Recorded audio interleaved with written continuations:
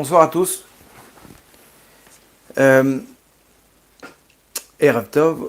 Le cours de ce soir, avant de commencer, d'abord j'aimerais faire une petite annonce sur la soirée. J'aimerais vous rappeler la soirée qu'on organise, une soirée de femmes à Ashdod, qu'on organise Bezrat Hashem le dimanche 27 novembre, c'est-à-dire pas ce dimanche-là, le dimanche d'après. À mon avis, ils vont peut-être sûrement mettre l'affiche qui est en train d'être publiée. Donc publiez vous aussi et inscrivez-vous, c'est quelque chose de très grand qu'on va essayer de faire pour la Shrina Akdosha, pour la présence divine, pour réunir un maximum de femmes qui vont prier pour la Géoula, tout plein de simcha avec une afrachat challah. Donc celles qui sont intéressées, elles peuvent s'inscrire, je vous donne le numéro, c'est un numéro français, donc c'est un WhatsApp, 0033 769 70 23 20, d'accord? Donc voilà, et diffusez. Ceux qui, on ne peut pas prendre tous les mérites pour nous, mais ceux ou celles qui veulent participer avec un don pour avoir une part des mérites de la soirée, ils peuvent aussi le faire sur le site Tov tovhashem.com. Là-bas, vous vous inscrivez pour faire un don pour participer à la soirée, et vous mettez les noms et pour quel mérite vous voulez, Bezrat Hashem. Ok, donc avant de commencer le cours, j'aimerais le dédier pour la Rifoua Shlema de Eliane Bat Belara, Eliezer Ben Esther, Avigail Shirel Bat Esther et Esther Bat Chaya Marcel. Bezrat Hashem, Shakadosh Baruch Hu Yishlachem, Rifoua Shlema, Rifoua Tanefesh, Rifoua Tagouf, Mitor Shach Olam Israël. Ok, alors, le titre du cours de ce soir, ça fait référence au passouk de Teilim qu'on dit Gamimeler Beged Salmavet, Lo Irara, Kiata Imadi. David Amelech Alav Shalom, il dit même si j'atteins les enfers, je n'aurai pas peur car tu es avec moi. Il s'adresse à Hachem et David Amelech, il arrive à un niveau de compréhension de la grandeur d'Hachem tellement grand qu'il a compris que même dans le pire des enfers, il y a Hachem avec toi qui t'accompagne et qui t'aime et qui te protège.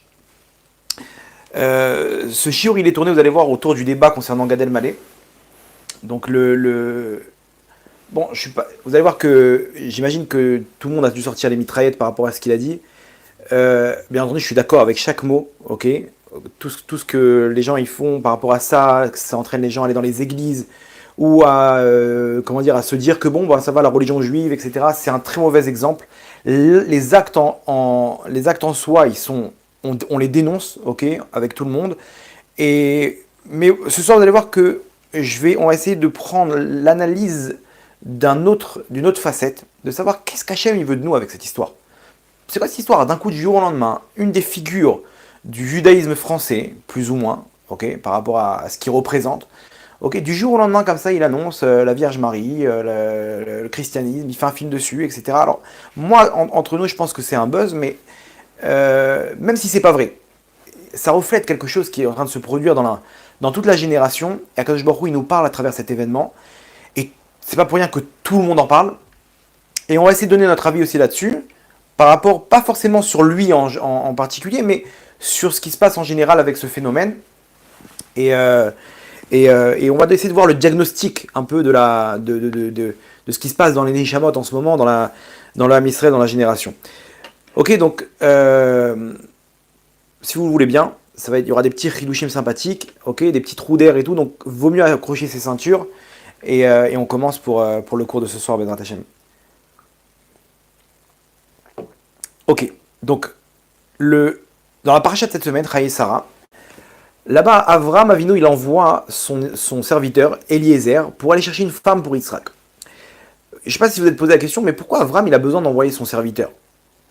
Il sait très bien que là-bas, hein, comment dire, la fille qu'il doit chercher pour Rivka, pour Yitzhak, qui est donc Rivka, il sait très bien qu'elle se trouve là-bas. Il a vu avec un esprit divin que le zivoug de Yitzhak, il est là-bas, à Haran, et il envoie son serviteur, mais attends, il peut flancher, va toi, de tes propres moyens, on parle de la construction du Ham Israël maintenant. La construction du Ham Israël, faut pas qu'il y ait 1 millimètre de dérapage. Une fusée, si on l'envoie et qu'il y a même ne serait-ce qu'un micromètre d'erreur, elle n'arrive pas sur la Lune. Elle passe à côté. Chaque chose, là on est en train de construire l'âme Israël. On parle de générations à venir, de milliers d'années. On parle de l'éternité. On parle de la royauté d'Hachem. Je pense pas qu'Avram il a eu la flemme de partir à Haran. Surtout qu'en plus là-bas on voit que Eliezer il a fait ce qu'on appelle Kfitzat Derer. Kfitzat Derer ça veut dire il s'est presque téléporté. Il a fait ce qu'il aurait pu faire en 3 jours, il a fait en quelques heures. Il a eu un miracle qui a fait qu'il est arrivé directement là-bas. Donc si Eliezer il était capable de faire ça, je pense qu'aussi Akadosh Baruch Hu, il aurait permis à Avram Avinu d'arriver rapidement là-bas, et de terminer le travail. Bon, bah au Hachem tout s'est bien passé.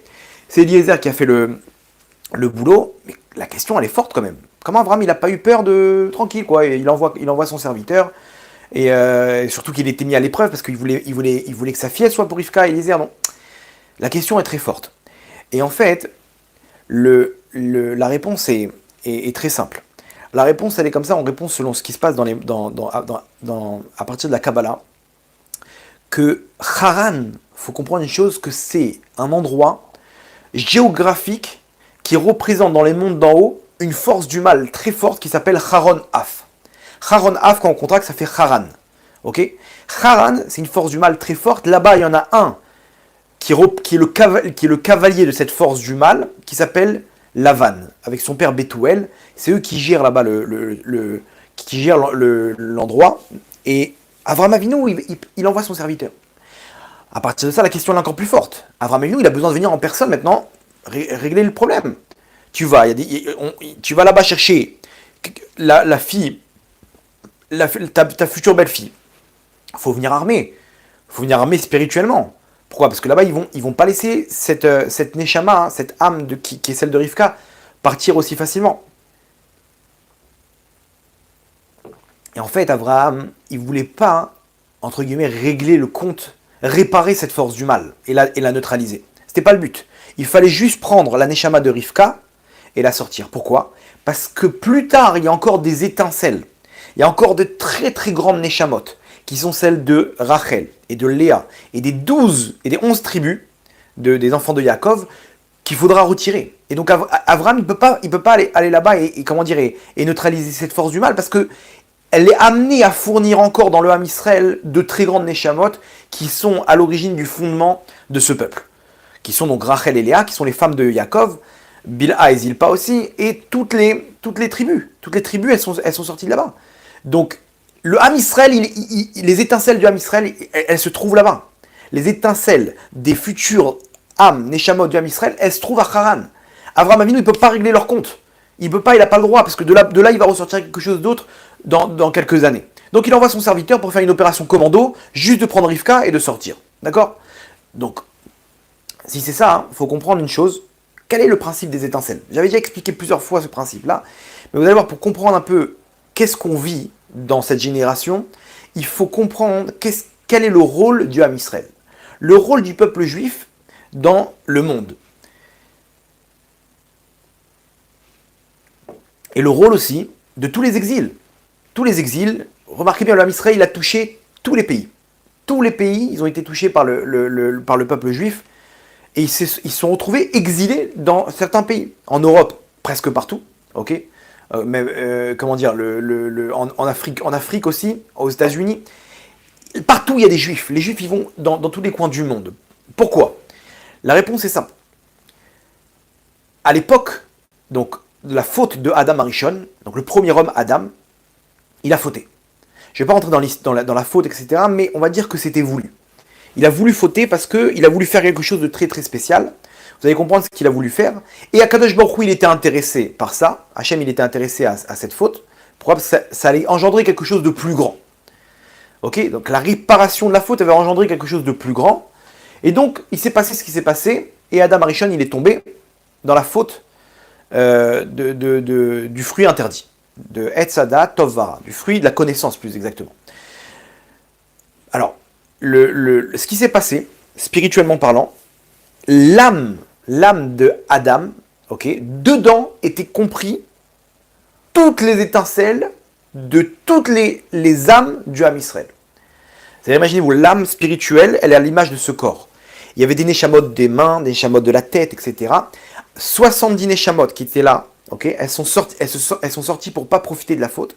Toutes les autres Neshamot, il y a une partie qui est restée en lui, imprégnée de la faute, et une autre partie des étincelles qui est tombée dans les forces du mal, dans les mondes d'en bas. Ok, donc il y a eu en fait, l'étincelle, elle a été, le choc spirituel de la faute, il était tellement fort qu'il a éjecté, il a dilapidé des étincelles de la Neshama de Adam Arishon. Ok. Ces étincelles de la Neshama d'Adam Arishon, ils sont tombés, pour une certaine partie, dans les forces du mal, dans les mondes d'en bas. Dans les mondes d'en bas, dans ce qu'on appelle les clipotes. Les clipotes, c'est l'écorce qui sont les forces du mal. Là-bas, eux, ils retiennent ces étincelles. Ce monde-là, en fait, c'est la réparation de la faute de Adam Arishon. Où en fait, le Ham Israël, qui représente en fait le Adam Arishon, mais en divisé en plusieurs étincelles, il va revenir. Cette fois-ci, chaque étincelle, elle représente une personne.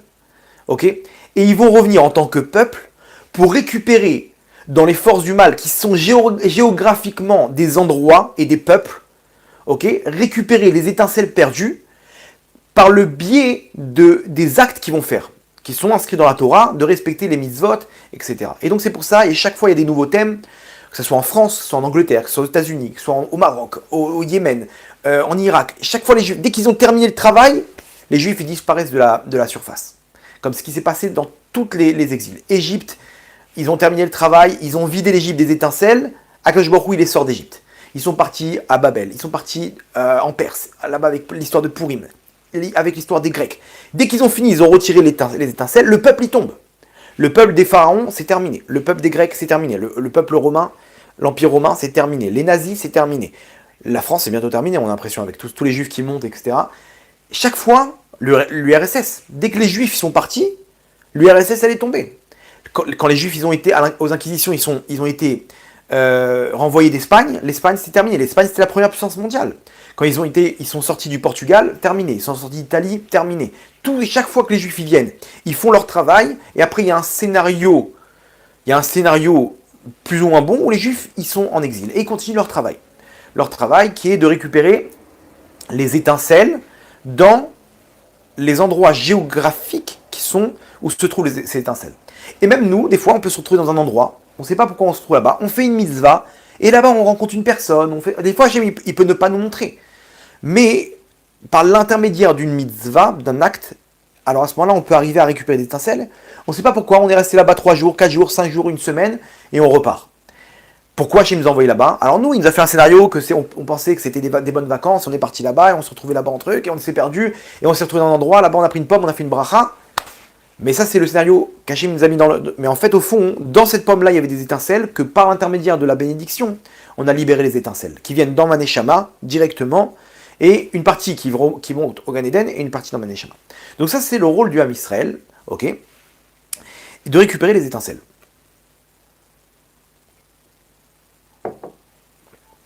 Maintenant, le Or HaChaim HaKadosh nous dit une chose, il nous dit que les étincelles, il y a plusieurs catégories. Okay, plusieurs niveaux dans la récupération des étincelles.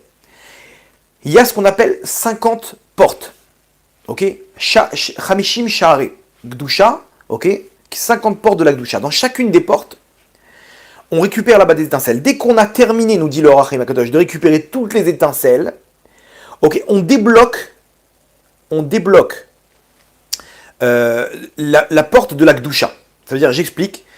En fait, on descend dans ce qu'on appelle, par exemple, le Sha'ar 49. Okay, dans le niveau qui est 49 des forces du mal. Là-bas, nous, on se trouve, alors ça peut être dans plusieurs pays, dans plusieurs endroits dans le monde, c'est un thème commun pour tout le Ham Israël, qui est un niveau spirituel négatif, où là-bas, on se trouve dedans, et les épreuves que l'on surmonte nous permettent de débloquer l'équivalent dans les niveaux des forces du bien. C'est-à-dire que si je me trouve dans le 49e degré d'impureté, dans le 49e niveau de Toum'a, et que là-bas j'arrive à faire ce qu'il faut, je débloque l'équivalent, c'est-à-dire le 49e degré de Gdusha. Après, pour récupérer le 50e, il faut que je descende dans le 50e niveau d'impureté pour débloquer l'équivalent qui est le 50e degré de Gdusha, de sainteté. Il y a 50 niveaux. À l'époque, en Égypte, le Ham Israël il est descendu au 49e degré d'impureté. s'ils étaient restés encore un instant en Égypte, ils seraient rentrés dans le 50e degré d'impureté. C'est là-bas qu'Hachem les a libérés, parce qu'il leur a permis de terminer de récupérer toutes les étincelles, et ils ont débloqué le 49e degré de Gdusha. Encore un instant, ils seraient rentrés dans le 50e degré, et nous disent nos sages qu'ils n'auraient pas pu ressortir de ce degré-là. Ça aurait été impossible pour eux, parce que l'épreuve, elle aurait été tellement dure, qu'ils n'auraient pas réussi. Nous dit le Or HaChaim Akadosh, aujourd'hui, jusqu'à la fin des temps, on est rentré dans le 50e degré d'impureté. On est rentré, et plus on avance dans les générations, plus on descend. Sur ça, il se pose une question incroyable. 2 secondes. Tu nous as dit que, encore un instant en Égypte, s'ils étaient rentrés dans le 50e degré d'impureté, ils seraient restés là-bas à jamais. Ils n'auraient pas pu sortir de ces forces du mal. Maintenant, tu nous dis, donc ils ont débloqué le 49e degré de Gdusha, et maintenant tu nous dis qu'on est dans le 50e degré maintenant. Alors maintenant, on est perdu. Non. Nous dit le Or HaChaim Akadosh, grâce à ce qu'ils ont reçu comme cadeau dans le 49e degré de Gdusha, qui est la Torah, c'est ça ce qu'on a récupéré quand on est sorti d'Égypte, on a récupéré la Torah. Alors à ce moment-là, on a l'arme et la force de rentrer avec la Torah dans le 50e degré d'impureté pour faire le travail qu'on fait jusqu'à aujourd'hui, pour débloquer le 50e degré de Gdusha, qui est quoi? Qui est la délivrance finale. Vous comprenez? On récapitule. Nous dit le Or HaChaim Akadosh, le rôle du Ham Israël, c'est de descendre chercher des étincelles. Il y a plusieurs degrés. En Égypte, on arrivait à l'avant-dernier degré dans les forces du mal, qui est le 49e degré. Là-bas, on a encore un instant, on serait rentré dans le 50e, on serait resté bloqué là-bas à jamais. C'est pour ça qu'Hachem nous a débloqué, on a pu réussir à débloquer le 49e degré de Gdusha, qui est la Torah. Grâce à ça, maintenant, on peut rentrer dans le 50e degré pour faire le travail qu'on fait jusqu'à aujourd'hui, et on s'enfonce de plus en plus dans le côté obscur. Et une fois qu'on va terminer le travail, on va débloquer le 50e degré de Gdusha, qui est le plus haut degré de tous les temps, qui est la Géoula, la délivrance finale. D'accord? Nous dit le Shomer Emunim. Chaque degré, il a un thème. C'est quoi le thème du 49e degré d'impureté? C'était l'idolâtrie.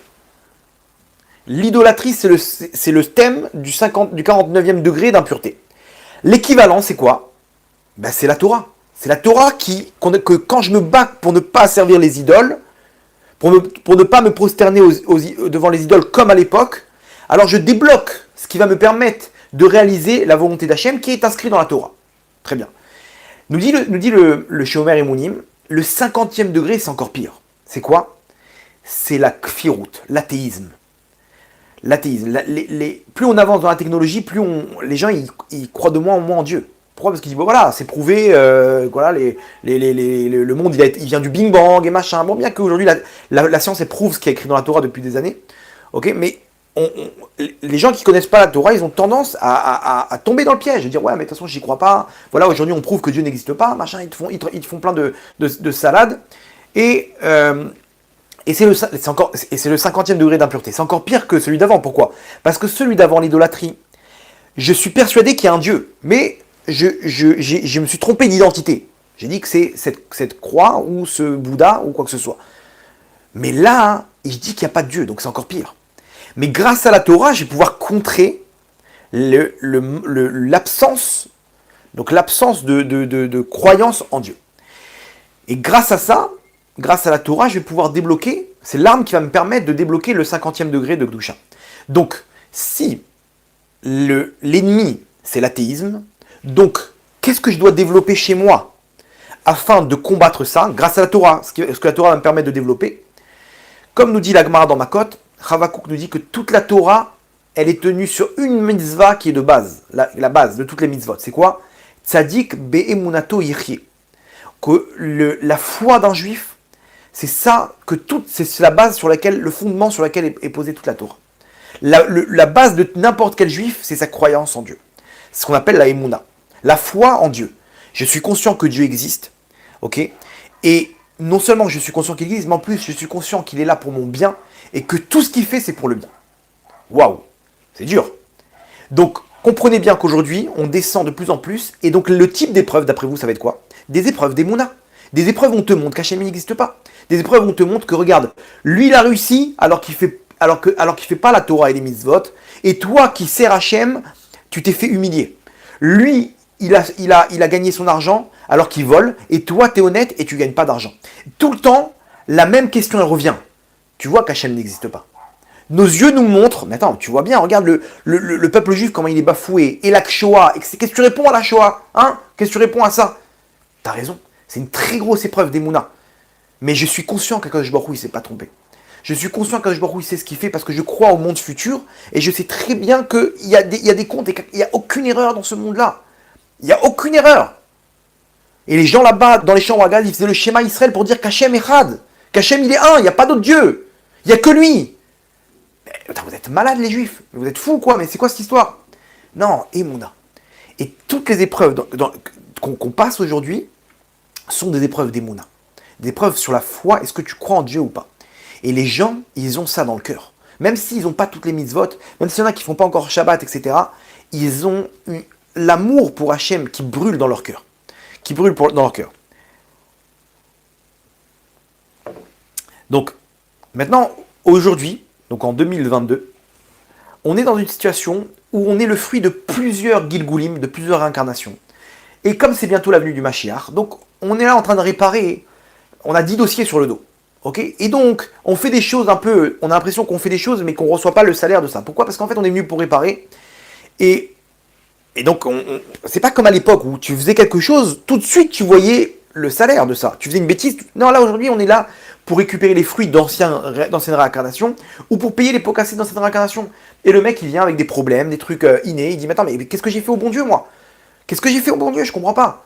Non, aujourd'hui, là, t'as rien fait. Mais il faut que tu comprennes que c'est des trucs d'avant. Et alors, comment je fais? Alors, rien. Étudie la Torah. Hachem nous a dévoilé les secrets de la Torah pour comprendre qu'il y a des choses derrière, etc.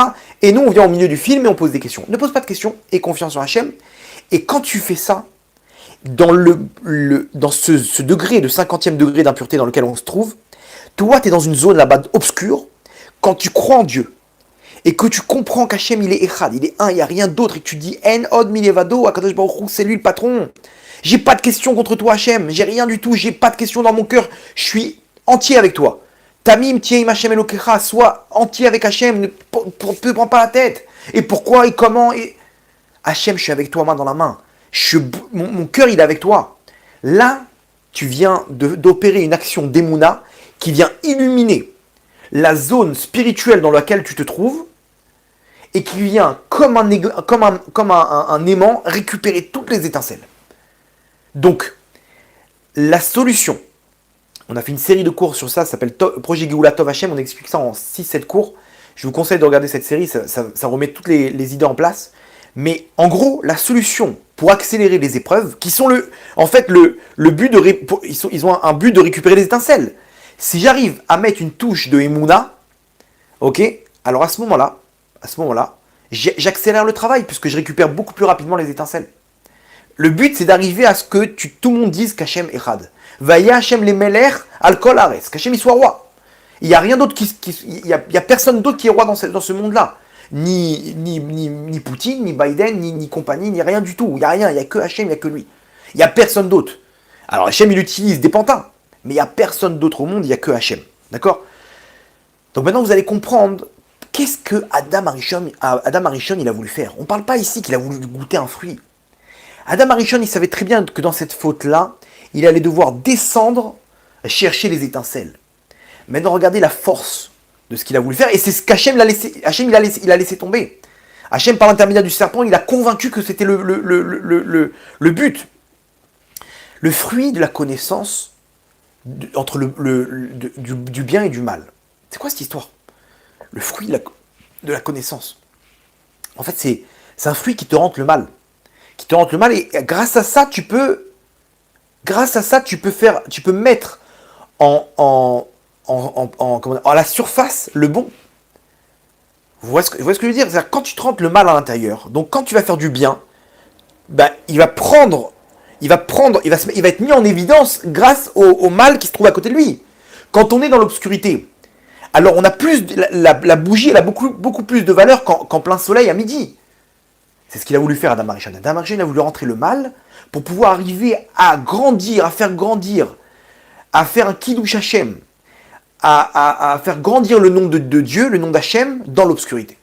Et Hachem, il a laissé tomber, il a laissé tomber dans la faute pour que les étincelles puissent tomber dans les mondes les plus obscurs. Pourquoi? Parce que demain, un juif, il va descendre, et là-bas, il va récupérer l'étincelle par sa force de Emouna, et là-bas, le Kiddush Hashem, le nom d'Hachem, il sera encore plus grand que si on est dans la lumière et qu'on dit Hachem, c'est toi le patron. Quand je suis dans l'obscurité, je suis dans mon épreuve. Et que tout va mal, et je dis Hachem, j'ai confiance en toi, et que je fais le schéma Israël de toutes mes forces, avec les larmes aux yeux. Quand une femme, elle n'arrive pas à avoir d'enfant, et elle dit Hachem, j'ai confiance en toi, les médecins, ils disent que j'arriverai pas, je vais réussir.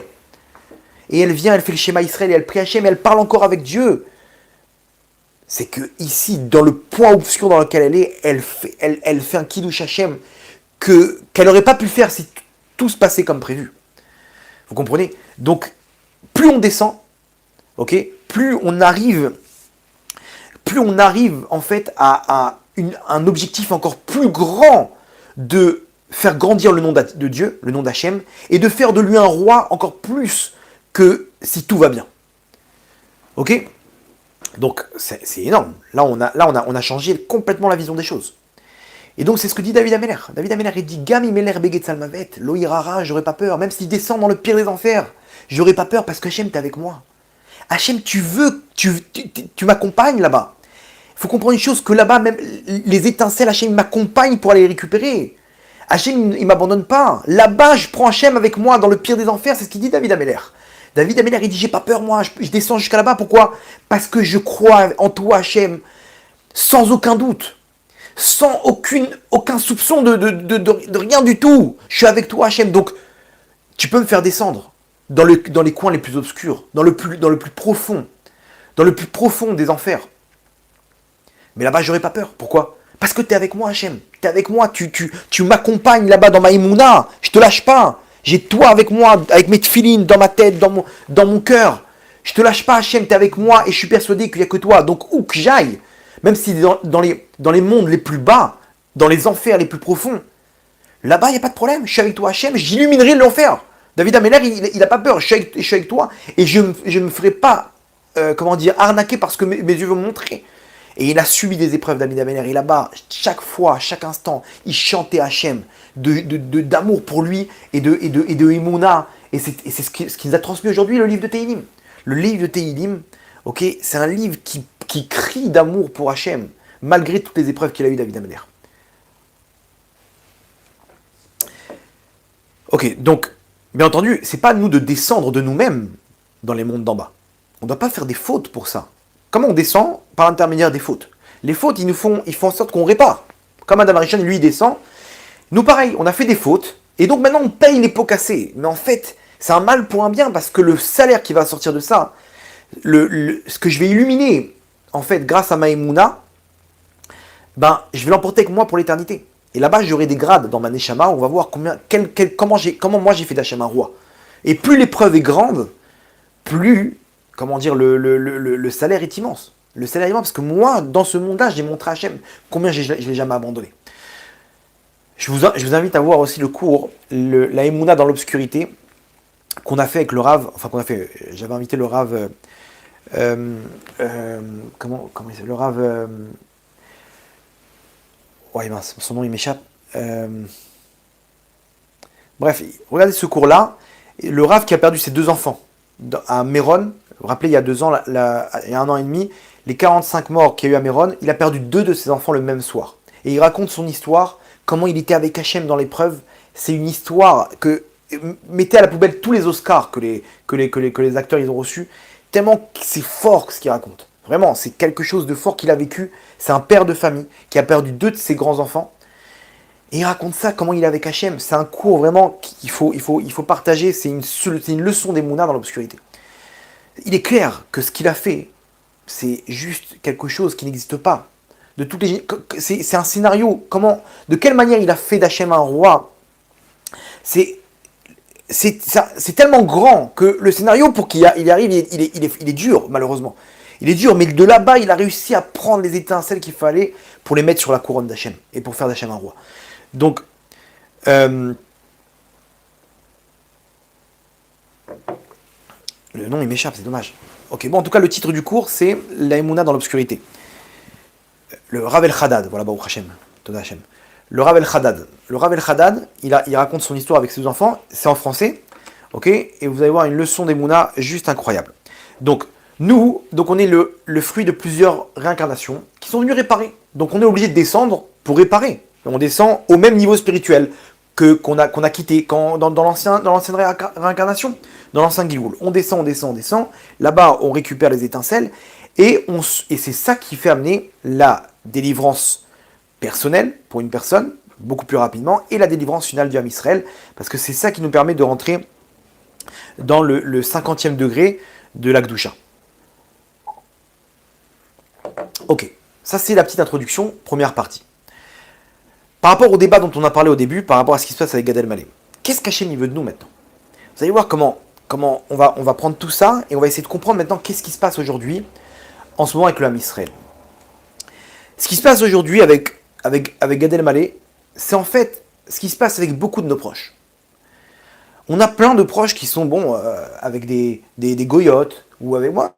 Chacun dans sa famille, il a 2-3 personnes qui sont complètement assimilées. Complètement assimilées. Qui sont venus, qui gardaient Shabbat, qui ont grandi dans les valeurs de la Torah et qui sont complètement, complètement partis en cacahuète. Ils sont complètement assimilés. Il n'y a plus une trace et une lignée de génération en génération dont certains sont même morts pour ne pas se prosterner devant des idoles, etc. En un instant, ces personnes-là, ils ont envoyé tout balader. Pourquoi? Parce que cette fille, elle me plaît, etc. Et ils ont envoyé des milliers d'années de chaînes comme ça, de gens qui sont transmis cette tradition, cette religion, ce judaïsme, cette identité qu'on a, qui nous accompagnait, et qui ont tout cassé d'un coup. Et bon, aujourd'hui, ça nous fait ni chaud ni froid.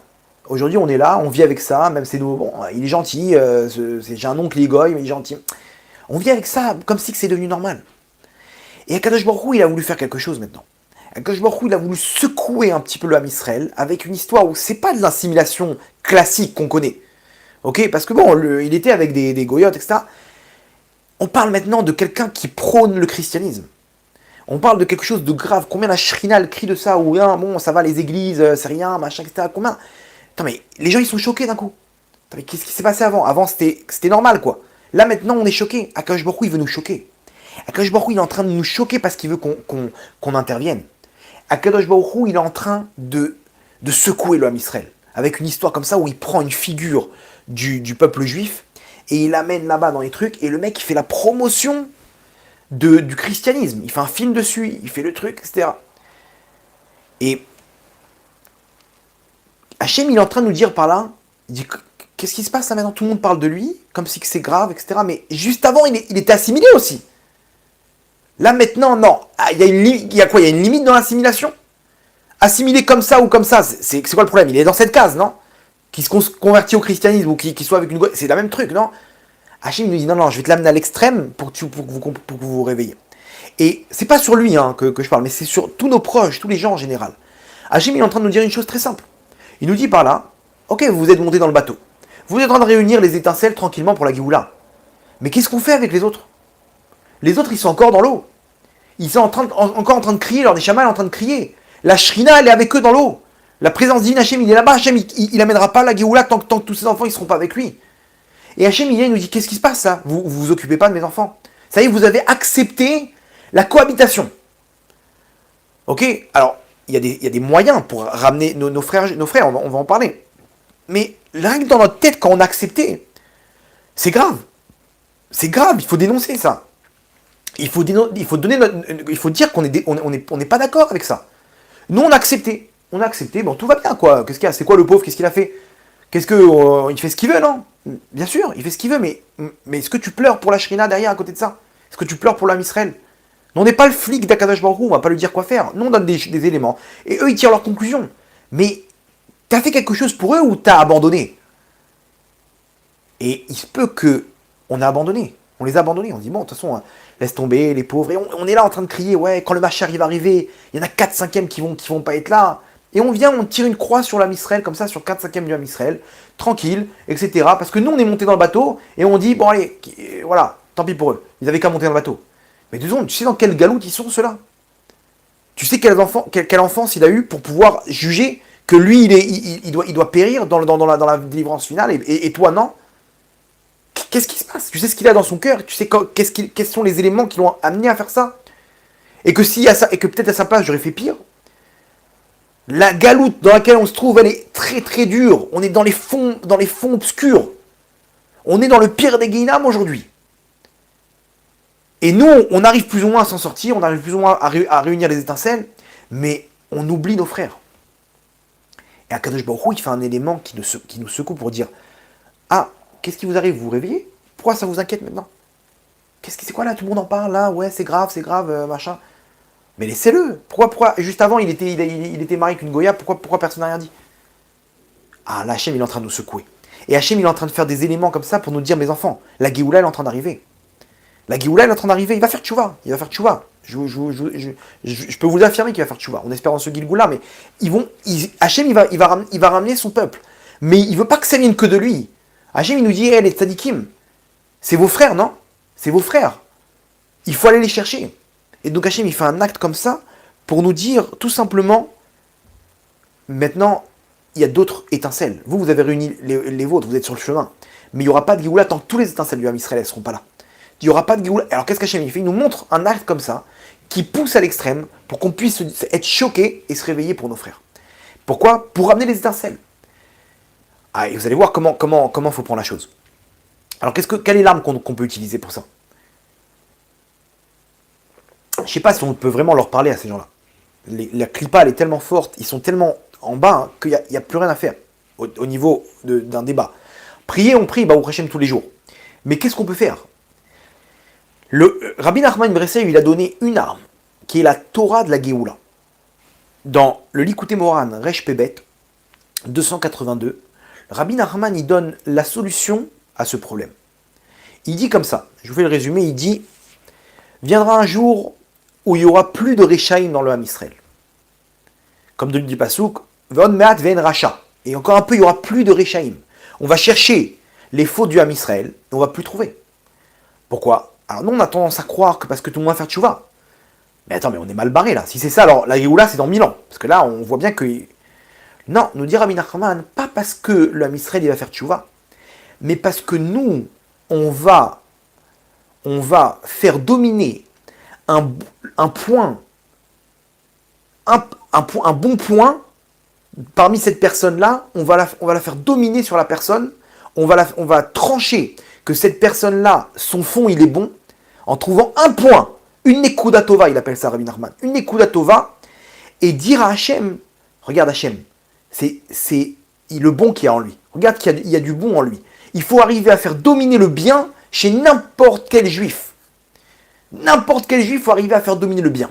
C'est-à-dire, mais ça veut dire quoi? C'est du mytho, quoi, en gros.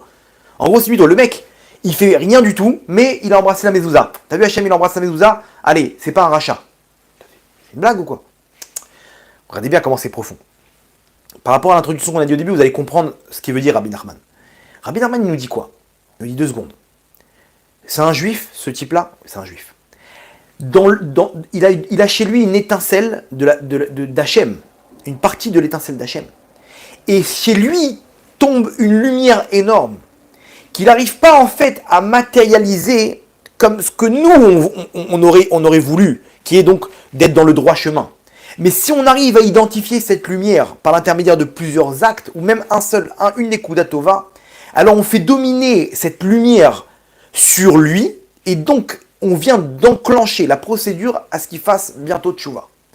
Vous voyez ce que ça veut dire? Ça veut dire qu'en fait, il y a du bien, il y a du bon et du mal chez lui, on vient faire briller le bon chez lui qui va détruire le mal. Ça peut être, nous dire Rabbi Nachman, un seul point. Maintenant, par rapport à ce qu'on a expliqué, mais c'est évident. Le mal dans lequel il se trouve aujourd'hui, c'est quoi? C'est Hachem en personne qui a pris sa neshama du Gan Eden et qui l'a fait descendre. Il lui a dit, mon tzaddik, tu vas devoir rencontrer des goyotes, tu vas devoir te marier avec elles. Tu vas devoir te battre là-bas. Va venir le moment où tu vas devoir y parer, tu vas descendre, et là-bas, n'oublie pas que je t'accompagne. N'oublie pas qu'à n'importe quel moment, quand tu voudras faire tchouva, je serai là pour te récupérer. Pourquoi? Parce qu'on a expliqué que nous-mêmes, on descend. Et ces gens-là, le mec, il est marié avec une Goya, il est à l'autre bout de la terre, il est dans une église, il est dans un truc, etc. Il descend dans le plus profond la plus profonde des clipotes, des forces du mal. Pourquoi? Parce qu'il est en train d'aller chercher des étincelles que nous, on n'aurait pas pu aller chercher. Nous, on ne peut pas descendre là-bas, chercher des étincelles. Mais ces gens-là, naïvement, dans leurs erreurs, dans leurs fautes, ils vont chercher ces étincelles. Et Hachem, il a de la patience. Pourquoi? Parce que viendra un jour où il va faire tchouva, et là-bas, il va remonter avec toutes les étincelles de ses forces du mal. Et donc, il va amener il va faire grandir le nom d'Hachem d'une meilleure manière que nous-mêmes dans les mondes intermédiaires dans lesquels on se trouve. Pourquoi? Parce que lui, il est encore plus bas que ça. Donc, c'est énorme. Donc, en fait, notre œil doit changer. Ces gens-là, nos proches, nos frères qui sont éloignés, c'est juste simplement des commandos d'Hachem qui sont descendus dans les profondeurs des enfers pour aller chercher les étincelles qui sont au dernier niveau de la galoute. Et que maintenant, il faut les aider en priant pour eux, premièrement, et deuxièmement, en essayant d'analyser la neshama, de mettre en surface l'étincelle qui est à l'intérieur d'eux pour qu'elle puisse dominer et leur permettre de faire tchouva et de repartir de là-bas et par le même intermédiaire de réunir les étincelles. Vous comprenez? C'est énorme, c'est juste énorme. C'est pas terminé.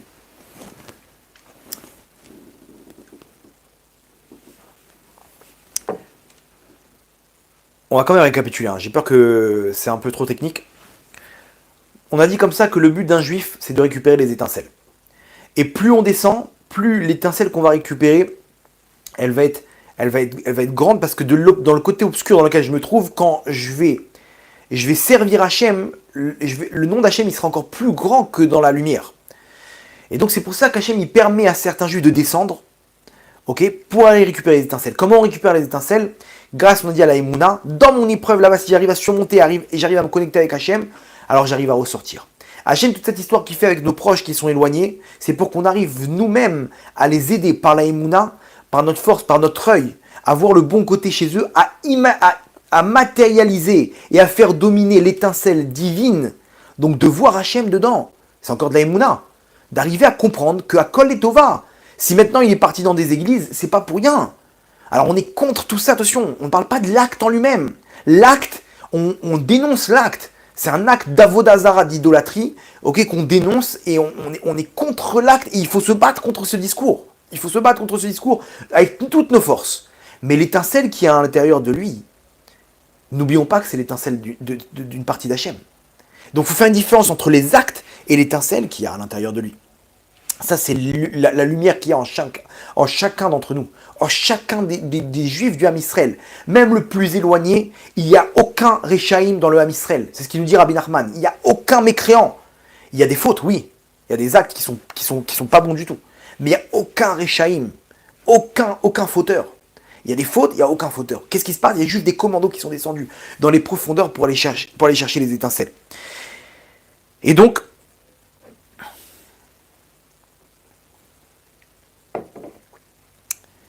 c'est ça notre problème. Hachem, il veut nous réveiller aujourd'hui pour qu'on puisse arriver à dire stop, 2 secondes. Dénonce, très bien, mais venez, on les aide. Qu'est-ce que tu as fait maintenant de dénoncer? Tu t'es battu, ok, tu as fait ce qu'il faut faire. D'accord, mais d'un autre côté, il faut le sauver. Et pas que lui, tous mes proches. Combien de gens autour de moi qui sont assimilés? Combien de gens ils sont abandonnés? Il faut les sauver. Comment je fais? Change ton regard. Et c'est ça aujourd'hui notre problème. Notre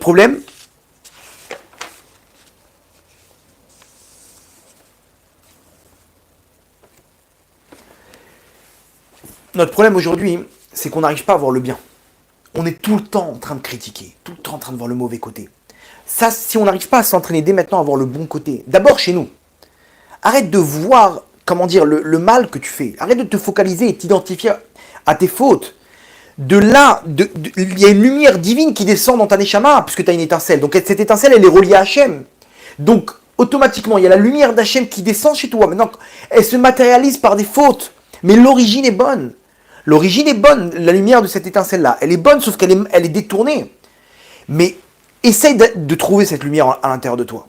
Essaye de voir quelle est ton intention. Est-ce que tu as un bon fond, tu as une bonne intention? Oui ou non? T'es maladroit, c'est une chose. Oui, il faut faire tchouva dessus. Oui, il faut se battre pour annuler ça. Mais essaye de voir la profondeur de ta neshama. Essaye de voir combien, et chaque personne, elle peut nous dire, elle peut raconter, elle dit, tu sais que tu me vois comme ça, mais moi je pleure à Hachem des fois. Ah, tu vois, là on voit l'étincelle. Maintenant, lui, il faut qu'il fasse dominer cette étincelle. Il est toujours en train de s'identifier à ses actes. C'est vrai, t'es tombé, mais lève-toi. Et nous, on est en train de voir les gens et en train de comment dire, de faire dominer, de faire dominer le mal chez lui. Et donc nous, on les rentre encore plus dans la galoute. Vous allez comprendre à partir d'un point important. Là, il y a un trou d'air, donc remettez les ceintures, si vous le voulez bien. En ce moment, comme vous pouvez voir en Iran, il y a des manifestations. Hachem, il est en train de retourner l'Iran de l'intérieur. C'est juste magique. Ce pays qui veut tellement de mal autour de lui, c'est un pays qui fait le désordre dans le monde. Là où il va, il fait des guerres, il fait du terrorisme. C'est un pays turbulent. Tout ce qui se passe, leur objectif numéro un, c'est le terrorisme dans le monde. Au Yémen, contre l'Arabie Saoudite, en Irak, ils essayent de faire des trucs, des machins. Alors, Israël, n'en parlons pas. En Syrie, au Liban, et là maintenant en Russie. De quoi vous vous mêlez? Mais des mecs qui sont sans arrêt en train de chercher des guerres. Ça, c'est l'Iran. Et Hachem, il est en train de le détruire de l'intérieur, avec le peuple qui prend le dessus. Le peuple est en train de prendre le dessus. Et je ne serais pas étonné qu'aujourd'hui, on est dans une situation où Akadosh Baruch Hu, il est en train de descendre une lumière de miséricorde, où Hachem va régler le problème de l'Iran tout seul, grâce à ces manifestations. L'Iran, en hébreu, c'est Iran. Iran, c'est les lettres Aleph, Yud, Resh, Nun. Remarquez bien, ce sont les mêmes lettres que le nom d'Hachem, Ado, plus loin, Naï. Ok? Comment ça s'écrit ce Adoshem, ce nom? Aleph, Dalet, Nun, Yud. Ce sont exactement les mêmes lettres que Iran, donc Adoshem et Iran sont les mêmes lettres. Il y a une différence. C'est que dans le nom Iran, il y a un Resh, et dans Adoshem, il y a un Dalet. La différence dans toutes les lettres, c'est juste un point. Le Dalet, le Resh, c'est comme ça, ok, un peu arrondi. Le Dalet, c'est la même lettre, sauf que c'est comme ça. Vous voyez la différence? Dans toutes les lettres, ce sont les mêmes lettres, sauf qu'au lieu qu'on ait ça, dans le nom Iran, on a un point ici de Dalet, la barre du haut qui se recule vers l'arrière, qui fait qu'il y a un point qui fait la différence entre le Dalet et le Resh. Sinon, c'est les mêmes lettres. Donc, quelle est la différence entre Iran, qu'on l'écrit en hébreu, et Adoshem? Un point. Ok? C'est quoi? C'est la différence entre le Resh et le Dalet. Un seul point quand on écrit des lettres en hébreu. Hachem, il est en train de nous dire un truc incroyable. Et ça, c'est vraiment, si vous voulez danser après ce ridouche là, je vous permets de faire une pause parce que c'est juste incroyable. Hachem, il nous dit, il est écrit dans la Torah que entre Echad, qui est le mot dans lequel on va faire d'Hachem un roi, Hachem Echad ou Shmo Echad, dans le Zohar, on nous dit qu'il y a un point qui peut nous faire passer d'Hachem aux forces du mal. Aux forces du mal qui sont El Acher, un dieu étranger. Echad et Acher, c'est le même mot. Sauf qu'il y a un point de différence entre le Dalet de Echad et le Resh de Acher. Il y a une seule différence entre Iran et Adoshem, qui est ce point-là. Il y a un point qui peut te faire passer du bon côté au mauvais côté. L'épaisseur d'un point et un tout petit point, tu passes d'une entité à une autre. Tu passes des forces du bien qui est Hachem aux forces du mal qui est l'Iran. Et remarquez bien, l'Iran, ils n'ont qu'une idée en tête, c'est faire du mal. Faire du mal. Hachem, c'est quoi? C'est de remettre, comme on a dit tout ça à la Emouna, qu'il n'y a aucun... Il y a Enra Yored Min Hashamaim, il n'y a pas de mal dans ce monde-là. Tout vient d'Hachem. Akol Letova. Il n'y a rien au hasard. Tout vient d'Hachem. Et quand j'arrive à voir ça, et j'arrive à me focaliser donc par l'intermédiaire de la Emouna, au bien qu'il y a dans ce monde-là, je suis connecté avec Hachem. Par contre, si je regarde le mal, je suis connecté à cette clipa de l'Iran. Comment? Parce qu'eux-mêmes, ils sont que dans le mal, tout le temps en train de faire du mal, tout le temps le mal, et encore placer des armes là-bas, et faire des guerres là-bas, et faire des guérillas là-bas, et passer des groupuscules et des machins. Mais pourquoi tout ça? Pourquoi le mal tout le temps? Tout le temps en train de voir le mal, etc. Donc, t'es T'es un soldat d'Hachem ou t'es un ayatollah? Ça dépend de quoi? Un point. Ce point-là, est-ce que tu arrives à faire dominer le bien chez une personne, ou même sur toi, de faire dominer le bon côté, ou tout le temps tu fais dominer le mal? Et c'est ça qui t'amène de Echad à Acher. Un point qui te fait passer du Resh, du Dalet de Echad au Resh de Acher.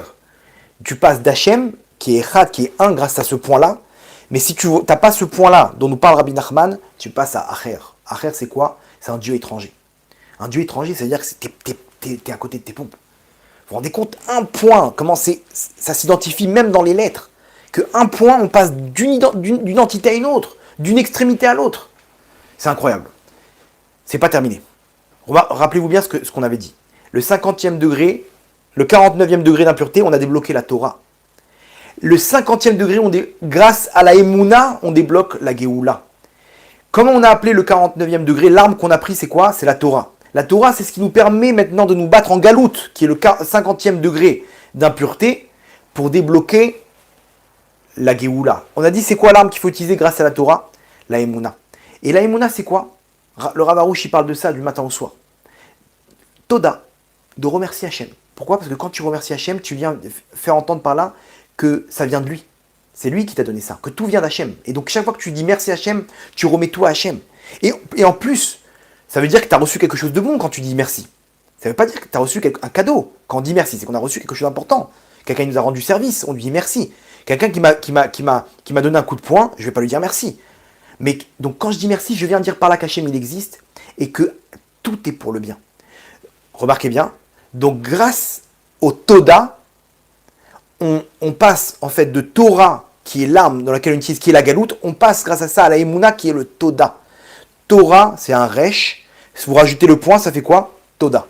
Le Toda qui est l'arme dans laquelle on va utiliser la Emouna pour servir Hachem et pour sortir en Géoula. Encore ce point-là, dont nous parle Rabbi Nachman, qui intervient encore et qui fait une différence entre le Resh et le Dalet. Le Resh qui représente la galoute et le Dalet qui représente la Géoula. Donc aujourd'hui, où tu te trouves? Viens, on va voir ton discours, viens, on va voir ta vision des choses et tu vas voir où est-ce que tu te trouves. Est-ce que tu es encore en galoute ou est-ce que tu es en Géoula? Tu dois voir maintenant, tu dois t'entraîner à voir que le bien. Arrête de te focaliser sur ce que tu n'as pas. Oui, mais elle a plus que ma femme, et lui, il est comme ça, etc. Que tous les réseaux sociaux, ils nous rentrent dans le crâne, qu'il y a des gens qui sont encore mieux que toi. Et on nous montre comme ça des vidéos que t'as voulu faire quelque chose, on te montre comment au Japon, il y a un mec qui est encore 10 fois mieux que toi, et qu'il y a un mec qui arrive à casser des noix de coco avec sa tête, alors toi tu crois que tu es un bon boxeur.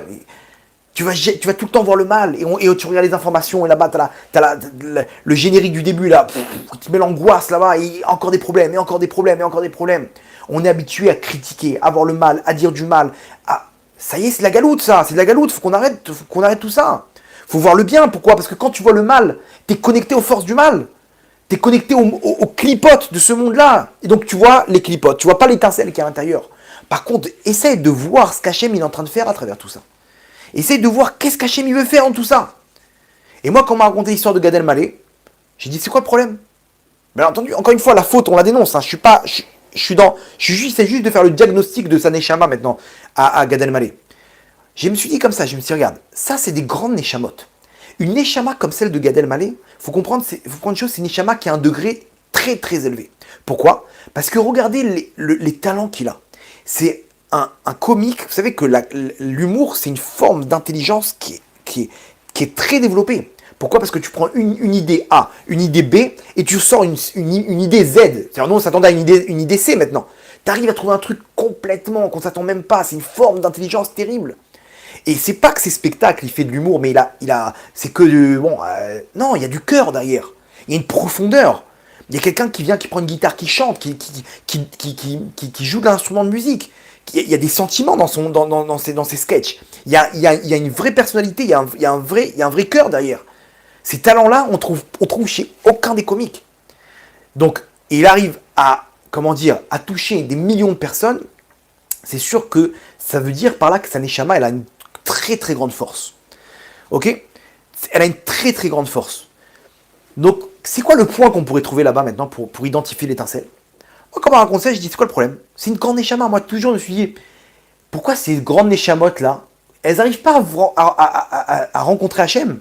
Elles sont tellement élevées, normalement, elles doivent se connecter un jour ou l'autre avec Hachem. C'est vrai, si c'est des grandes Neshamot, au bout d'un moment, il y a un déclic. Tu peux pas être dans le vide comme ça, au bout d'un moment, tu t'ennuies là-bas. Tu t'ennuies, allez, c'est bon, les honneurs, les femmes, tu vois que ce monde, il est vide. Tu commences à chercher quelque chose. Et là, bingo. Là, quand on me raconte ça, je dis, ah ben voilà. Enfin, il commence à rechercher Dieu. Comprenez là, où est-ce qu'on voit la lumière? Là, ça prouve qu'il est en train de chercher Dieu. Maintenant, comme il est dans des clipotes là-bas, comme il est dans une ambiance de galoute, donc quand la lumière, elle s'allume, ben, son esprit de recherche, il va se focaliser dans les églises, dans des trucs comme ça. C'est comme, on met de l'électricité, ok? J'ai mis le courant. Maintenant, qu'est-ce que ça a allumé? Moi, je voulais allumer mon four, ça a allumé mon frigidaire. Je comprends pas, je voulais amener de la chaleur, j'ai amené du froid. Vous comprenez? Bah c'est normal, t'as mis la prise, t'as mis le mauvais instrument dans la prise. Mais lui c'est pareil, lui il est dans une ambiance de chrétien, une ambiance de trucs, etc. Donc quand la lumière d'Hachem elle descend sur lui et qu'il y a un réveil, bah nous on espérait qu'il allait avoir un four qui allait s'allumer, il y a un frigo qui s'allumait. Pourquoi? Parce que c'est l'ambiance dans laquelle il se trouve, c'est ce qu'il a construit dans l'assimilation qu'il a eu dans sa Neshama toutes ces années. Donc, mais qu'est-ce qu'il faut voir nous maintenant? Le courant a été allumé. Moi, c'est ça ce que j'ai compris. J'ai dit, bah voilà, enfin, le courant, sa Neshama commence à s'annuler. On espère que ça va se produire dans ce Gilgoul-là, mais il va faire tchouva. Il va faire tchouva, c'est sûr et certain. La procédure dans sa Neshama, elle a commencé. C'est comme si Hachem, il envoie une envie de faim. Donc, bah, il a faim, mais il va manger ce qu'il y a devant lui. Il y a des pommes de terre devant lui. Il va manger ses pommes de terre, vous comprenez? Mais il va se comprendre, parce que c'est quelqu'un d'intelligent, il va comprendre que là-bas, il y a du vide. Et au bout d'un moment, il va faire tchouva. Et nous, il faut qu'on aide. Ça, c'est un exemple parmi tant d'autres, mais il faut qu'on aide. Exactement trouver le même point chez chacun d'entre nous. Il y a une lumière qui descend chez chacun des Juifs. Regarde là-bas ce qu'il veut faire. Regarde ce qu'il fait avec cette lumière. Il la détourne dans le mal, cette lumière. C'est clair. Et on condamne ce mal. On condamne ce discours. On condamne les fautes. Et on se bat contre ça. C'est clair. Mais venez, on essaye d'utiliser l'arme de Rabbi Nachman. Essaye de trouver un Nekuda Tova maintenant. Essaye de voir le bien qu'il a chez lui. Ben voilà, il y a de la lumière qui commence à s'allumer dans sa Neshama. Donc là maintenant, qu'est-ce qui va se passer? Cette lumière, là on est en train de dire qu'il y a Hachem qui va l'accompagner. Donc très rapidement, cette lumière, elle va dominer chez lui.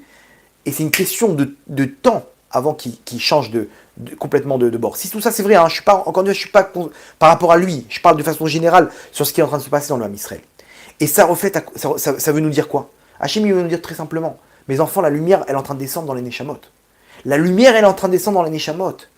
Mais aidez-moi à équilibrer cette lumière dans le bien, grâce à votre jugement. C'est votre jugement qui peut tout faire basculer dans le bien. Aidez-moi, Hachem nous dit, mais tzadikim, aidez-moi à faire tout basculer dans le bien. Et c'est ça, Nekuda Tova. Nekuda Tova, c'est qu'il n'y a plus de Rishaïm maintenant. Il n'y a plus de Rishaïm. Il y a des fautes qui sont encore là, il y a des fautes.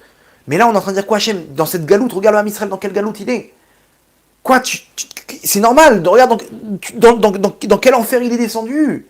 Il est descendu dans les profondeurs. Mais Hachem, il est descendu chercher des étincelles. Il est descendu, on n'est pas en train de faire dominer le mal dans lequel il se trouve, la galoute dans laquelle il se trouve. Nous, on veut faire dominer le bien. Il est en train de se taper. Il est en train de se taper pour se rapprocher de toi. Il est juste prisonnier dans des forces du mal. Mais il est en train de se battre. La preuve, voilà ce qu'il fait Hachem. Regarde, il est là, il a réuni un groupe, il a fait le Kaddish, il a été à un cours de Torah. Il se bat pour aller chercher l'étincelle. Il se bat pour toi, mais il est en prison. Il est en prison. Et ça, Hachem, il aime. Ça, Hachem, il aime. Et c'est ça ce qu'il veut Hachem. Il veut qu'on ait des discours où on défend le Ham Israël. Il y a un midrash incroyable, midrash Talpiot, qui ramène au nom du Zohar Hadash. À la fin des temps, l'ange Michael, qui est celui qui défend le Ham Israël, il va dire Hachem, Ribono Shalolam, maître du monde, et Mataïf Kun Israël Galuta d'Edom. Jusqu'à quand ils vont rester en galoute, en exil d'Edom, qui est l'exil dans lequel on se trouve maintenant? Akadosh Baruch Hu, il lui répond. Alors pourquoi il lui dit Shari Katafta, parce que tu as écrit Hachem, Kacher Isbelun Sarot Rabot Igalou Minagalut. Lorsqu'ils vont souffrir de grandes souffrances, ils vont être libérés. Tu as écrit dans ta Torah Hachem que lorsqu'ils vont souffrir, ils vont être libérés. Jusqu'à quand ils vont souffrir? Regarde, chaque personne, ils sont en train de se battre dans ta Emouna, ils souffrent Hachem. Jusqu'à quand? Akadosh Baruch Hu, Il dit très bien. Yavo Samer même. Hachem, il appelle le Satan, qui est apotropous chez l'Édom, qui est le représentant de Édom. Veouyane, lui il va répondre. Et il lui dit, vas-y, réponds-lui à Michael, pourquoi les Juifs ne sont pas sortis de Galoute encore? Pourquoi ils sont encore en Galoute? Entre parenthèses, pourquoi Hachem il a besoin du Satan pour dire ça? Réponds-lui directement. Parce qu'Hachem ne peut pas répondre à cette réponse. Un père, il ne peut pas dire ça sur ses enfants. Il n'y a que le Satan qui peut dire ça. Il n'y a que le Samer même. Et regardez ce que dit le Samer même. Il dit Hachem, c'est très simple. Ata Martha, toi tu as dit Hachem, chez Israël, Yu Begalout, Hachi Asu Tshuva. Toi tu as dit Hachem qu'ils seront en Galout jusqu'à qu'ils feront Tshuva. Donc c'est quoi le problème? Qu'ils souffrent jusqu'à demain. Tant qu'ils n'ont pas fait Tshuva, c'est leur problème. Hachem ne peut pas dire ça. Hachem ne peut pas dire ça que les Israël ils vont souffrir parce qu'ils ne font pas Tshuva, parce qu'Hachem, c'est ses enfants, même s'ils fautent. Même s'il faut, Hachem, il voit l'étincelle, Hachem, il voit que l'étincelle à l'intérieur. Il voit pas la galoute, il sait très bien pourquoi ils sont là-bas, pourquoi ils souffrent, il sait très bien l'Itzara qu'ils ont. Et regarde Hachem, ils sont encore des Réchaïm. Donc la réponse, elle est simple. Akadosh Baruch Hu, il lui dit à Michael, il lui dit, Aya lecha lirot et trilat apasuk, veshavta ad Hachem elokecha, ve'achar kar katuv ki el rachum vechanun. Il y a écrit quoi dans la Torah? Tu reviendras jusqu'à Hachem, tu feras tchouva. Pourquoi? Parce que je suis un Dieu de miséricorde. Donc il dit à Michael, la réponse elle est inscrite dans le pasouk, dans le verset, que d'abord ils doivent faire tchouva, et après moi je les sors. C'est ce qu'il est en train de prononcer le Samer même. Et là Michael il ne se laisse pas abattre. Michael il vient, il dit à Marlo, Michael la Kadosh Baruch Hu, il lui dit à Kadosh Baruch Hu, il dit Ubechinam nikreta kel rachum. Chez Terachem, Afalpi, chez Enam Reouim. Il dit attends, mais Hachem, on t'appelle un Dieu de miséricorde. Et toi, tu pardonnes même s'il ne mérite pas. C'est le principe. Pourquoi on t'appelle un Dieu de Rachum? Quel Rachum Vechanoun? Parce que tu pardonnes même si on ne mérite pas Hachem. Sinon, pourquoi on te donnerait ce surnom? Et Akadosh Baruch Hu, il lui dit, t'as raison. Ve'az Akadosh Baruch Hu, il lui dit exactement ce qu'il faut. Amarlo Akadosh Baruch Hu, Gvar Nishbati, j'ai juré. Shelo evdem yashuvu lefanai afilu kechuda shel machat. Hachem il dit j'ai juré, t'as raison. Il lui dit mais j'ai écrit quand même qu'il doit faire tchouva. Regardez Hachem la réponse qu'il donne, il dit alors écoute bien Michael. Et ça on doit l'écouter, on doit le prendre avec nous maintenant à l'issue de ce cours. Hachem dit j'ai juré que je les délivrerai, je les libérerai de leur galoute. Hachi yashuvu lefanai qui feront tchouva, attention, comme la pointe d'une aiguille, qui est chouda chez le machat, c'est-à-dire, vous voyez la pointe de l'aiguille là, ce petit point là, s'ils font tchouva, ne serait-ce que une goutte, une pensée de tchouva, Gvar Nishbati, Hachem dit j'ai juré qu'ils devront faire tchouva, mais une pointe je demande, une seule pointe, c'est ça, c'est pour ça qu'Hachem il s'appelle Rachum Vechanoun. Et à ce moment-là, il dit s'il m'ouvre l'épaisseur de cette pointe de l'aiguille, je leur ouvrirai les portes. Ça c'est ce qu'Hachem il nous demande. Et c'est ça ce qu'Hachem y répond. Donc Hachem, il ne pouvait pas dire que non, qu'ils aillent faire tchouva. Et là-bas, je les libérais, ils sont encore Réchaïm. Hachem ne peut pas dire de ses enfants qui sont Réchaïm. Hachem, qu'est-ce qu'il voit lui? Il voit la pointe de l'aiguille. Encore cette Nekuda Tova. Ce point dont parle Rabbi Nachman. Venez, nous aussi, on l'identifie. Parce que s'ils arrivent à attraper cette pointe de l'aiguille, Hachem, il peut les libérer de leur galoute. Hachem, il ne demande pas qu'on fasse tchouva complet. Il demande, mais comment c'est la tchouva? Si toi, tu es là et t'écoutes ce cours et tu fais une pensée de vouloir revenir à Hachem, t'as enclenché la procédure. C'est ce qui se passe là-bas pour nos frères. Hachem, il est en train d'envoyer la lumière maintenant dans les cœurs. Et à ce moment-là, quand nous, on a ce point-là, qu'il faut qu'on l'aide en l'identifiant, cette pointe de l'aiguille qu'Akadosh Baruch Hu nous donne, encore une pointe, encore un Nekuda, qui est Chouda Shel Machat, comme l'épaisseur d'une aiguille, c'est rien du tout, c'est rien du tout. Hachem, il ne voyait pas toutes les fautes, c'est la galoute. Ça, c'est le Samer même qui parle comme ça. Le Samer même, il dit c'est des Réchaïm, tes enfants Hachem. Hachem, il dit non. Je demande qu'une pointe. C'est vrai, il doit faire tchouva, mes enfants. C'est écrit dans tous les livres qu'il doit faire tchouva. Mais quel tchouva il doit faire? L'épaisseur d'une pointe d'une aiguille, qui est Chouda Shel Machat. Et à ce moment-là, je leur ouvre les portes. Et là, Hachem, grâce à ça, il répond à Michael en lui disant, tu vois, c'est par cet intermédiaire-là que je m'appelle un Dieu de miséricorde. Et donc, c'est ça ce qu'on doit faire. Et quand on fait ça, on fait identifier chez n'importe quel juif l'étincelle qui est en lui, ce bon point, ok? Et donc, c'est une question de temps avant qu'il fasse faire tchouva. Parce que là, on a fait dominer le bien chez lui. Et faites-le avec vos proches, faites-le même avec vos enfants. Il y en a un que tu n'arrives pas, essaie de voir que le bon côté chez lui. Faites l'expérience. Oublie le mal. Combat le mal, attention, tu dois te battre avec ça. Mais lui, à l'intérieur, il est bon. Le pauvre, il est tombé, mais il y a une lumière derrière. Il se bat. Essaie d'écrire sur une feuille le bon côté. Les bons côtés, déjà pour toi, qu'est-ce qu'Hachem il a fait pour toi? Qu'est-ce que t'es en conflit avec ta femme? Écris sur une feuille, qu'est-ce qu'elle fait pour toi? Tu vas voir qu'il y a beaucoup de bons côtés. Ton mari te fait du mal, écris sur une feuille les bons côtés. Et commence à les faire dominer, tu vas voir ton mari va changer complètement. Tu vas voir ta femme, c'est le début de la métamorphose. Pourquoi? Parce que tu as fait dominer le bien. Et là, Akadosh Baruch Hu, il envoie une lumière dans l'âme Israël. Et à ce moment-là, il n'y a plus de Rishaïm. Il n'y a plus rien parce qu'on a enclenché une procédure pour tout l'âme Israël. Et là, tout le monde revient à Tchouva. C'est le début de la Géoula, Rabotai. On est en pleine Géoula. Akadosh Baruch Hu, il nous montre un événement maintenant qu'il faut comprendre qu'il veut nous réveiller parce qu'on y est. Donc Hachem nous dit, mes enfants, bougez-vous, il faut réveiller tous nos frères. Comment on fait Hachem? Un point, c'est rien du tout. Un point. Venons, on essaie de réveiller cette étincelle chez nos frères juifs. Et après, mais comment ils vont faire Tchouva? Le mec, il est dans une église maintenant. N'aie pas peur pour ça. Hachem, il sait exactement comment ramener la Neshama. Comment ramener la Neshama? Vous savez que jusqu'à aujourd'hui, ils ne savent pas comment les oiseaux migrateurs, ils arrivent à trouver le trajet. Ils sont en train de migrer d'un point à l'autre. C'est tout le temps le même tous les ans. Ils se sont posé la question, mais comment ils font? Ils ont quoi? Ils ont un GPS naturel, un truc à l'intérieur. C'est quoi leur secret? Et ils ont fait des expériences. Ils ont mis à l'autre bout du monde et ils ont retrouvé la route. Ils sont arrivés au même endroit. C'est pas possible, il y a un problème. Alors peut-être que leur maman, elle leur apprend comment ça marche. Ok, donc ils ont pris les œufs, ils les ont mis dans une chambre. Et quand les petits oisillons, ils ont grandi, ils les ont libérés et ils ont vu qu'ils ont fait le même trajet. Mais comment ils ont fait? Ils se sont dit peut-être il y a des ondes qui se propagent, qui leur donnent le truc. Et puis ils ont dit bon bah on va les mettre dans un endroit qui est bloqué, il y a aucun réseau, rien du tout. Ils vont pas recevoir ces ondes. Et encore une fois, dès qu'arrive le moment, ils ont envie de s'envoler, ils sont prêts à partir et ils partent. Donc ils sont même peut-être dit que c'était un truc magnétique dans des forces magnétiques dans le monde. Donc le moment venu, ils les font tourner sur eux-mêmes de façon à ce qu'ils sont déséquilibrés. Ils ont perdu l'équilibre. Comme ça, ils ont déconnecté le côté magnétique. Et ben, ils retrouvent quand même leur route. Jusqu'à aujourd'hui, c'est un mystère. Comment ça marche, ils ne savent pas. La Neshama, c'est exactement pareil. Le moment venu, Akadosh Baruch Hu, il va illuminer la Neshama du Ham Israël. Et à ce moment-là, ils vont tous revenir à Hachem. Comment il va faire? N'aie pas peur pour ça. De la même manière que ces oiseaux migrateurs, ils trouvent le trajet, la Neshama va trouver le trajet jusqu'à Hachem. C'est comme ça que ça marche. Donc à nous de les aider, Rabotai. À nous de les aider. Si on arrive à le faire, on peut très rapidement ramener nos frères avec nous. Vous imaginez, c'est ce qu'Hachem l'attend. Loïdar, mais Ménonidar. Hachem, il va le faire, même sans nous. Mais on peut faire accélérer les choses.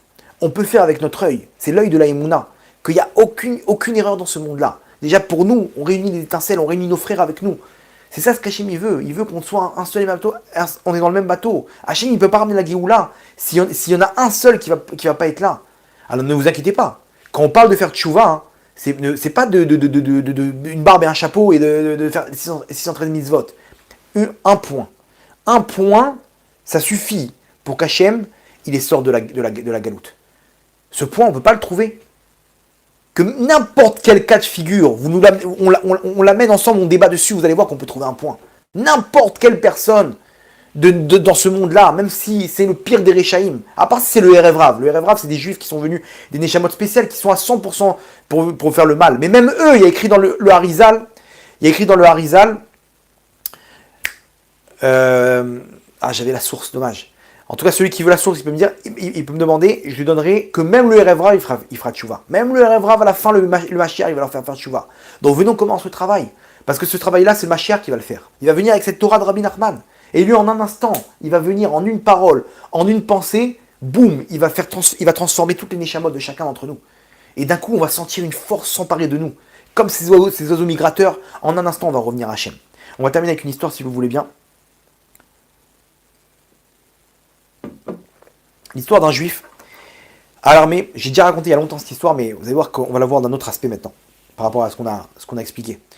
Il y avait un juif qui était à l'armée en Israël, et pendant la deuxième guerre du Liban, il a vu l'un de ses proches, un de ses meilleurs copains, mourir pendant la guerre.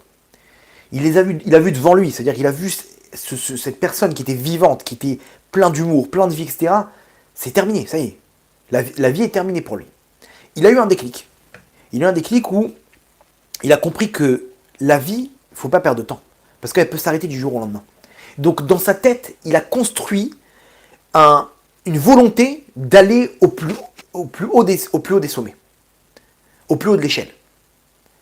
Et effectivement, il a commencé, son domaine de prédilection, c'était la psychologie, l'hypnose, etc. Tous ces trucs-là. Donc il c'était quelqu'un de très profond comme ça. Et il a commencé à apprendre les forces de médecine alternative, toutes les médecines douces comme ça. Il est rentré dans des trucs, des trucs chinois, des trucs de méditation, etc. Les chakras, les machins, tous ces trucs-là. Et ça commence à lui plaire. Il est entré dans un domaine qui s'appelle le Reiki. Le Reiki, c'est un truc du magnétisme avec les mains. On fait invoquer des noms de certains divinités chinoises, ok, ou japonaises, je sais pas de quelle. Et on fait venir une force qu'on essaye de diffuser dans une partie du corps, et on va régénérer cette partie du corps. Et c'est des miracles. Il y a des miracles parce que les gens ils voient, ouais, il avait mal, le mec on lui met des forces comme ça, et il arrive à réparer le problème qu'il a dans ses membres. Pourquoi? Parce qu'il répare d'abord le côté spirituel qu'il y a dans le membre, grâce à cette force-là. Alors on n'a pas besoin des forces du mal pour y arriver. Il y a des gens aujourd'hui qui ont ce pouvoir-là, qui ont développé, parce que leur neshama elle est très très puissante. J'ai une amie à ma femme qui fait ça, c'est une surdouée en la matière, ok, et elle fait des miracles. Des gens vraiment, elle fait ça avec les femmes, elle arrive à leur enlever les douleurs. Vraiment, des miracles, des femmes qui n'arrivent pas à tomber enceinte, elle leur remet les trucs en marche, etc. Et lui, il fait ça dans les forces du mal. Ça s'appelle le Reiki. Bon, il ne connaissait pas le pauvre, c'était pas quelqu'un de religieux. Je vous prends encore quelques minutes, hein, si vous voulez bien. Et maintenant, lui, vous rappelez-vous, il veut aller au top. Donc il s'arrête pas avec un diplôme. Il va chercher la personne, la numéro 1 en Israël. Et il apprend d'elle et il lui dit, mais je veux plus encore, comment je fais? Elle dit, écoute, moi je t'ai tout appris. Ils ont ouvert une clinique ensemble, il a commencé à avoir sa propre expérience, il cartonnait, mais il voulait pas réussir, il voulait arriver au top niveau, il savait qu'il y avait encore des échelons à gravir. Il lui dit, je fais quoi maintenant? Elle lui dit, écoute, moi je t'ai tout transmis. Par contre, si tu veux, il y a trois monastères, où là-bas, hein, peut-être que tu peux arriver à connaître les profondeurs du Reiki. Il dit, ok, il y en avait un en Inde, un au Japon et en Chine. Comme lui il parlait anglais couramment, il a choisi d'aller en Inde, là-bas, au Népal, je crois, c'était. Pourquoi? Parce que là-bas, il parle anglais. Il est parti dans le monastère, et là-bas, il a rencontré la figure de le leader de ce mouvement, ok, qui a reçu de la femme qui a mis en place le truc. Il étudie avec le plus haut niveau. Maintenant, là-bas, pour ce mec-là, ce représentant, ce leader de ce mouvement, lui, il impose un rythme effréné. C'est 2-3 ans où il y a un moment de 6 mois dans l'année où on ne peut pas parler. C'est des méditations sur méditation. Tu dois être déconnecté du monde matériel. Tu es face à une rivière, ok, tu as une tente avec toi et il n'y a rien à manger. Tu prends tes tomates, tes pommes de terre, tu les fais pousser dans la terre, tu bois l'eau de la rivière et tu te déconnectes de toute matérialité pour pouvoir te connecter encore plus en profondeur avec ton âme. Maintenant, il arrive à ce niveau des 6 mois de... Tu n'as pas le droit de parler. Tu es en méditation H24. À part le moment où tu dors, où tu fais tes besoins, etc. Mais tu es complètement connecté avec toi-même.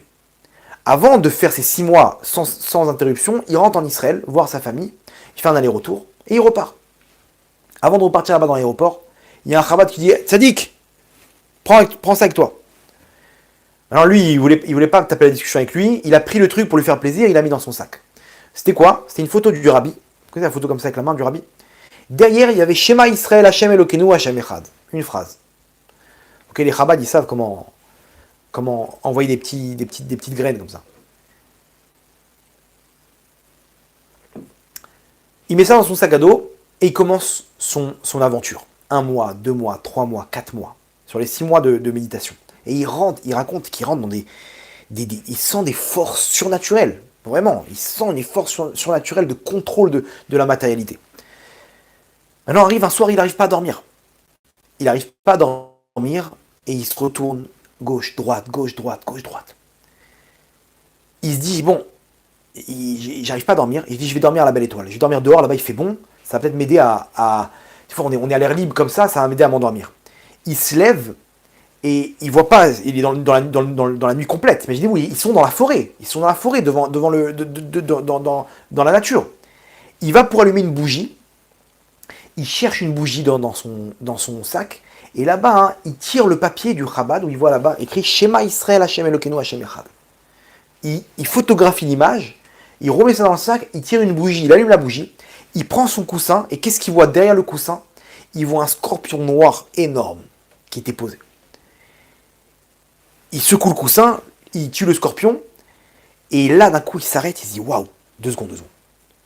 D'un coup, il prend conscience que c'est pas le fruit du hasard, ça. Il voit comment le seul jour où il n'arrive pas à dormir, c'est le jour où il y a un scorpion qui est juste derrière sa tête. Imaginez-vous, le scorpion, il lui met une aiguille dans le cou, en 3/4 d'heure, c'est terminé. Il meurt et personne n'est au courant qu'il est parti. Akadosh Baruch Hu, il lui met dans la tête, tu ne peux pas dormir aujourd'hui. Il sent qu'il y a quelqu'un qui l'a sauvé. Maintenant, juste avant, ça fait 4 mois qu'il est là-bas, il tire le papier du schéma Israël. Il dit, c'est quoi ce papier-là?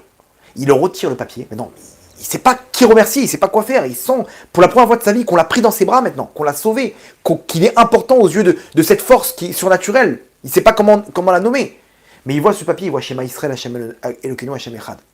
Le lendemain, dans les méditations, il prend ce papier avec lui et il dit, je vais méditer dans ces mots-là. Et il prend ces lettres de Shema Israël, Hashem Elokeinu, Hashem Echad, et il commence à méditer. Maintenant, imaginez-vous, il avait une force de profondeur très grande. Et il sent une lumière rentrer en lui. Qu'est-ce qui se passe? Et d'un coup, écoutez bien, il commence à sortir des psukim de la Torah. Il avait tellement une force de rentrer en profondeur qu'il est rentré connecté avec sa neshama dans la méditation. Il s'est connecté avec les mots, il commence à sortir des psukim de la Torah. Il dit, je sais même pas c'est quoi ces psukim, je les ai jamais entendus de ma vie. Il sort sa Haftara qu'il avait appris à sa bar mitzvah il y a 20 ans en arrière. Il commence à la sortir par cœur comme ça. Maintenant, imaginez-vous, tout le monde est là, autour de lui. Ça fait 4 mois qu'il n'y a pas un seul son. Et lui, il commence à sortir des psukim de la Torah. Et il commence à crier cette phrase, Shema Israël, de toutes ses forces. Il ne comprend pas ce qui se passe. Il dit, mais c'est quoi ça? Je peux pas, c'est plus fort que moi. Il se lève, tout le monde le regarde. Maintenant, il a cassé le truc. C'est-à-dire, maintenant, il doit repartir, il doit refaire l'exercice. Il ne peut plus rester là-bas. Il dit, il faut que je rencontre cette force. Il a senti quelque chose de puissant ici. Sa neshama s'illuminait. Et là, il rentre chez lui. Et il commence à faire une recherche. Il commence il arrive en face de chez lui. Imaginez-vous, il y a une affiche. Cours sur les Gilgulim, sur les réincarnations, la vie après la mort. Il arrive là-bas et il commence à poser toutes les questions. Mais imaginez-vous, il a fait le tour du monde pour chercher cette puissance-là, cette truc. Et c'est en face de chez lui. Il retrouve cette voie. Et il arrive, il pose des questions au Rav là-bas. Le Rav lui répond à toutes ces questions. Il dit, mais c'est pas possible, pourquoi vous avez réponse à tout, les Juifs? Il dit, mais Hachim, il a tout écrit dans la Torah. Il dit, comment je fais maintenant alors, pour en savoir plus? Il dit, écoute, il y a un séminaire maintenant, tel Shabbat, rejoins le séminaire, et tu verras là-bas. Tu auras la réponse à toutes tes questions. Tu sauras exactement c'est quoi un Juif, pourquoi on est venu sur Terre, et quel est notre rôle. Il prend sa valise, il va au séminaire là-bas, un Shabbat, et juste avant de rentrer, il y a un petit jeune qui lui dit, hey, Tzadik. Il lui dit, je sais pas ce qu'ils vont te raconter là-bas les rabbinim, mais sache une chose, que s'ils ont raison, tu seras passé à côté de ta vie. Il lui a dit la phrase qu'il fallait pas dire. Parce que rappelez-vous, lui, dans sa tête, je peux pas, maintenant, il y a une chose, je peux pas passer à côté de ma vie. Je peux pas, la vie elle est trop importante pour ça. Là on lui dit quoi? Je me suis peut-être trompé dans ma vie. Il s'est battu comme un lion, il a posé toutes les questions, il a compris que c'était le Hémet. À ce moment-là, il a fait tchouva. Aujourd'hui, cet homme-là, il s'appelle le Rav Yitzhak Fenger. Le Rav Yitzhak Fenger, c'est un des rabbanim israéliens qui ramène des milliers, voire des dizaines de milliers de juifs à la tchouva. Allez voir ces vidéos, etc. Rav Yitzhak Fenger, il est ultra connu chez les Israéliens. Il a écrit des livres, des tonnes de livres. C'est devenu un Rav. Mais une puissance. Il a amené là-bas, dans les profondeurs des enfers. Il a trouvé Hachem. Pourquoi? Parce qu'Hachem, il a réveillé. Comment Hachem, il a réveillé? C'est sûr qu'avant, il y a eu quelque chose, et une pointe de... C'est quoi cette phrase-là? Une pointe, un écouda, il a cherché une écouda de recherche d'Hachem. Dans le plus profond des idolâtries dans lequel il était là-bas, dans le monastère en Inde, à 4 mois de méditation de nom de force du mal, là-bas, Kadosh Baruch Hu, Bevadaï Nimsa Sham Hashem Yitbarach, même là-bas, Hashem il se trouve. Même au plus profond des enfers, Hashem il se trouve. Et là-bas, il suffit qu'il y ait eu un réveil dans sa neshama, boum, Hashem il est rentré. Une étincelle, c'est ce qu'il nous demande Hashem, Nekuda Tova. Nekuda Tova. Donc maintenant, on a l'arme avec nous. Cette arme, c'est nous, c'est notre œil pour sauver déjà notre neshama à nous. En faisant dominer que le bon de notre neshama. Ce petit point qu'il y a, qu'Hachem il attend avec impatience. Et après, on fait ça sur tous nos proches, notre femme, notre femme, nos enfants, nos proches et nos juifs qui sont éloignés. Alors c'est sûr qu'il faut se battre contre la faute. Mais derrière, venez, on essaye de faire dominer le bien qu'il y a chez eux. Parce que de la même manière que cet homme-là, le Rav Yitzhak Fenger, où qu'il soit dans le plus profond des enfers, Hachem il est avec nous. Et quand Hachem il est avec nous, il suffit d'une étincelle pour réveiller la neshama qu'il y a en chacun d'entre nous. Et à ce moment-là, c'est le début de la procédure. Donc Akadosh Baruch Hu aujourd'hui, il ramène la Géoula Berachamim. On le voit, Hachem il est en train d'enclencher. Et ce qui se passe maintenant, ce débat-là, il touche le maximum de juifs. Pourquoi? Pas pour critiquer, etc. Laissez tomber. Venez, on essaie de voir ça d'un autre œil, d'une autre facette, d'un Nekuda Tova, d'un bon point. De sortir de Acher et de rentrer dans Echad, de sortir du 50e degré de Touma et de rentrer dans le 50e degré de Gdusha. Venez, on utilise la Emouna. Venez, on utilise Hachem. Venez, on sort. Arrêtez d'être des ayatollahs. On est avec Hachem. Hachem, c'est ce point-là. C'est ça la différence qu'Hachem il nous demande. Et là, Hachem il nous sort de la galoute de Hachem prochainement. Berachamim Dolim, Baruch Adonai Leolam. Amen ve Amen.